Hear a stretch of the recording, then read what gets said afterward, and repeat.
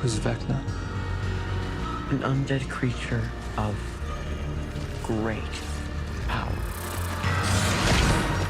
Jamie deserves a medal, I think, for his performance in Stranger Things, because we put him through the mill so much. This whole process was a marathon from start to finish. And we had Jamie in so many different positions during the application. We would start off with Jamie sitting.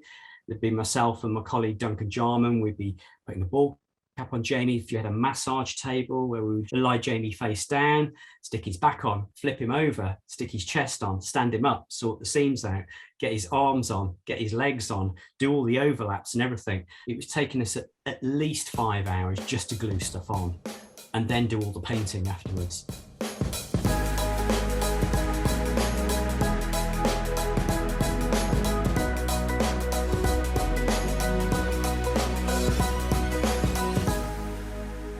When they first approached us, they had some incredible concept art already designed by Michael Mayer, who is a fabulous concept artist. He's also heading VFX as well on Stranger Things 4. He had these beautiful renders, and the brief was basically, we want a new iconic villain, and we want him to be of a humanoid form, which would be the first really in Stranger Things history, because obviously, you know, they've got this history of demogorgons and big amorphous shapes and all kinds of creatures and monsters. They were very into the fact of having a very practical presence on set and having an almost traditional approach to how they would achieve this character as well. So they had this artwork, which was beautiful, and we had the name of the character, but we didn't have any backstory at all. We knew it was from the Upside Down, the world of the Upside Down, but we had no idea if this character was once human, and we had no idea that the whole story arc would be told throughout this season. It wasn't until several weeks in that we discovered that there was this backstory, and it was in fact the orderly. From a Maker Effects team point of view, none of us were privy to Jamie's role as the orderly and all the scenes he shot with Eleven, with Millie. So now actually seeing it for the first time, we're in awe of this whole story arc, because I think it's quite rare that you've got this amazing iconic villain, which his presence is throughout the whole season. And at the same time, you've got this other storyline running, which is a flashback of Jamie's orderly character, and you're oblivious to the fact it's the same character. And I can't think of another show where they've run two storylines like this. You're getting the origin backstory of the villain, but you don't get a reveal until quite late on. So for us, it's been a real win-win. It's like, what an incredible character to be part of. A spellcaster. A dark wizard. Whenever you do a character like this, I mean, there's a couple of different approaches you can do. And I mean, most commonly, it's a man in a suit, and you break it up into 2 or 3 pieces, and it's something that somebody could pull on, zip up the back, and run around like a big rubber monster. With the nature of this character, and I think Jamie's performance, we decided that the best approach would be to give him a second skin, basically. So all the prosthetics would be adhered to Jamie's skin, sadly. So rather than it being a very quick process, to avoid lots of problems that are very common things that you get with rubber monster suits, like buckling in the skin and ripples and all kinds of things looking quite fake, we decided we need to adhere everything to Jamie's skin with a medical adhesive. The legs we were able to kind of slip on and adhere around the waist. That he had shoes he could pull on. He had a whole left arm, which was a sleeve which pulled on, and a separate glove with mechanical fingers, but everything was pretty much adhered to the skin. Otherwise, there was something like 25 different appliances. Jamie, what was that like for you as an actor, you know, to be poked and prodded and glued for 7, you know, for so many hours?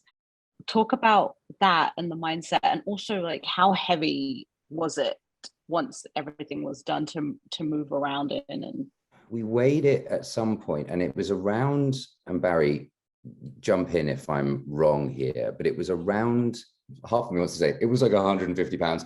It was like 30 pounds, I think, something like that, like all in, you know, everything together, something like that. Is that right?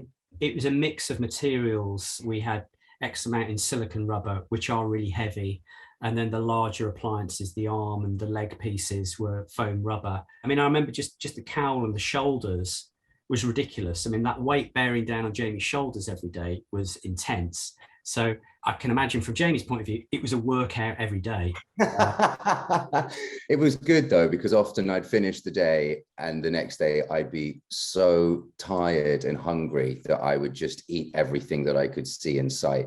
Being able to work out with that on was probably a benefit. The weight is predominantly on the shoulders and on the head, and you just get used to it. We'd done the test in London, and so from that point in, I knew what the process was going to be like, and I was like, cool, I now know this, I'm set, I'm ready to go.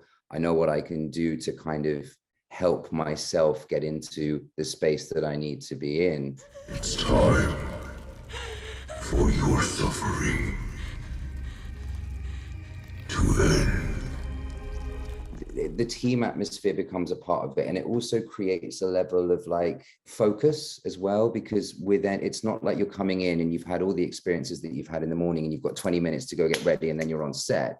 It's like, we've got 7 hours here to really like dig in and to really focus and know what it is that we're going to go into. And there was a point where I was like, well, if I can come in like just half an hour earlier, just also to have that, also just that space and that time to just kind of sit after the application as well, that would be fantastic. And they were very gracious and allowed me that you know, opportunity as well. But it was beautiful. And Barry and the team, you know, they were so gracious and kind to sort of allow me to play really aggressive music. Barry, even though he's in a very nice, colorful shirt, I'm sure he won't mind me saying this, is a bit of a rock fan himself.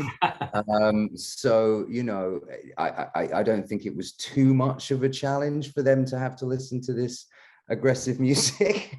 Again, you know, it was one of the most pleasurable experiences. It was, but it was a really good mix. There were various waves throughout the process. We could always tell we'd get to a certain part of the makeup because the music might take a slightly different turn. We'd usually start off, I mean, maybe fairly chilled and quiet, and then it would get pretty aggressive pretty quickly. To be fair, for that kind of length of makeup application is only a good thing because it made us work quicker. And we would get set, and there'd be days where we'd only listen to music, and it would go on this kind of curve where maybe it'd start to chill out towards the end of the application, and we put something a little lighter on, like Marilyn Manson or somebody towards the end.